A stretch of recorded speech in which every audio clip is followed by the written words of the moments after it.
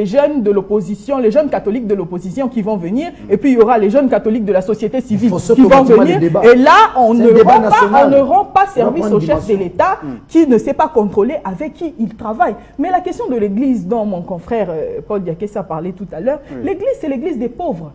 Une église qui remarque que dans une société, les riches sont de plus riches, les pauvres sont de plus en plus pauvres, mais mon Dieu, cette église doit s'exprimer. Église au milieu du village. Mais en s'améliorant de la gestion, le pape a interdit ça. Hein. Non, non, on a mal compris. Écoutez le pape. L'histoire des papes, l'influence. Contentez-vous des âmes, a dit le pape. Monsieur Kassamba, peut-être nous allons nous renseigner. L'histoire des papes, l'influence de papes dans les grands moments de politique de ce monde sont légion.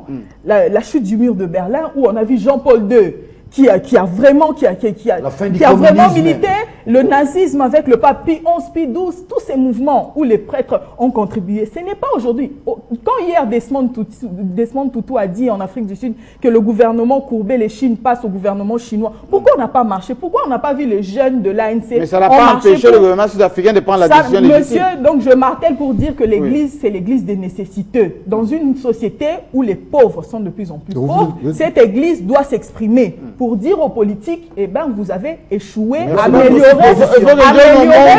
politiques. Aussi bien.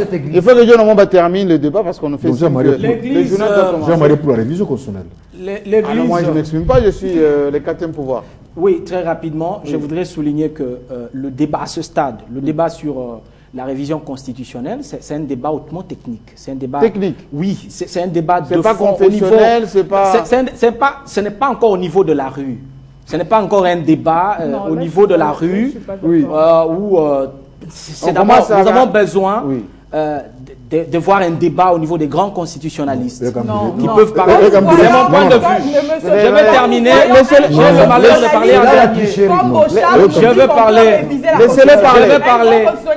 Je le protège. Je le protège. On ne peut pas faire un débat pour une discussion. Je vais parler. Attendez, le débat quand il y a des fondamentaux. Je le protège. Je rappelle qu'en 2005, en décembre, lorsqu'il y a eu la campagne sur le référendum, sur le oui ou le non, d'abord, il y a eu un débat de fond, un débat technique. Il y a eu des textes d'abord. On est allé expliquer ça maintenant à la population. Parce que nous n'avons pas tous la même perception des choses. C'est d'abord un problème des textes. Ça, nous avons 3 points de vue. Il y en a qui estiment qu'il faut réviser. Il y en a qui estiment qu'il faut carrément changer la Constitution. Il y en a qui estiment qu'il ne faut pas toucher à la Constitution. Je crois que c'est ça qui fait l'élégance de la démocratie, contrairement à ce que Paul Diakès a dit tout à l'heure. Même au niveau de la majorité, il y en a qui sont contre, mais c'est ça qui fait la beauté de la démocratie. Le rôle de l'Église. L'Église doit se mettre à sa place de ramener les âmes vers Christ. L'Église doit laisser la politique aux politiques. Je voudrais rappeler la lettre. Mais laissez-le parler. J'ai l'impression que c'est que moi je dis. Laissez-le parler. Le concept politique, que veut dire politique? C'est pas la gestion de la chose publique. Quand cette Église crée des écoles, il avait la parole. Laissez-le terminer. Cette Église ne fait pas la politique. Objectivement parlant, la démarche des jeunes de la majorité présidentielle par rapport à l'objectif de rappeler à l'Église, de ne pas devenir pratiquement l'Église catholique politique du Congo, mais d'être l'Église catholique universelle et fidèle à sa mission.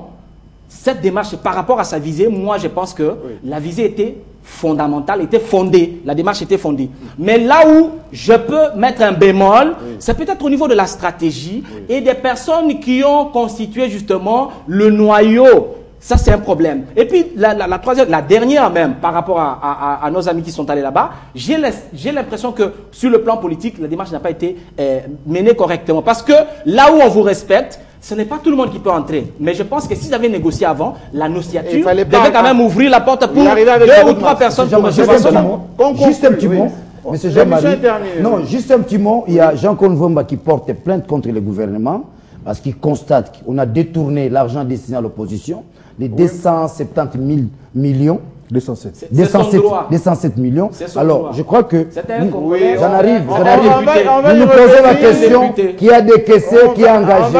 C'est dangereux. Au Parlement. Encore faut-il qu'il y ait effectivement le porte-parole de l'opposition. On va porter plainte contre le gouvernement. Merci beaucoup. Détournement. C'est ça qui fait la démocratie. Nous voulons léguer à la jeunesse de ne pas comprendre le concept politique et grande politique prétendument, alors là, on se trompe sur Merci toute la beaucoup. ligne. On clôt. L'Église est la gardienne du temps. Merci, madame. On clôt le débat parce qu'on doit laisser la place. On doit laisser la place au journal. Au journal, je pense, de Patrick Kéry pour le samedi. Puis Patrick Kéry, non, il sera remplacé par quelqu'un d'autre. Tu dois être en voyage, Patrick Kéry, toujours en voyage. Dans quelques instants, donc, sur votre chaîne. On se retrouve la semaine prochaine. Vous avez bien compris que le débat est bien houleux. Pour expliquer un peu d'où est partie l'imputation de ces 200 millions de dollars pour le porte-porte. De francs, millions de francs congolais. À peu près. Ah, les 207 000 dollars, oui. Voilà, donc 207 000. Voilà, donc on va justifier tout cela parce que Jérôme Sekana, qui nous a transmis l'information, on aurait une petite erreur au niveau du budget, orienter tout cela. Il faut qu'on justifie. Merci beaucoup. On va voir cela la semaine prochaine. Oh, il ne faut pas donner l'appartenance des journalistes. On se retrouve la semaine prochaine avec le même plaisir sur votre chaîne.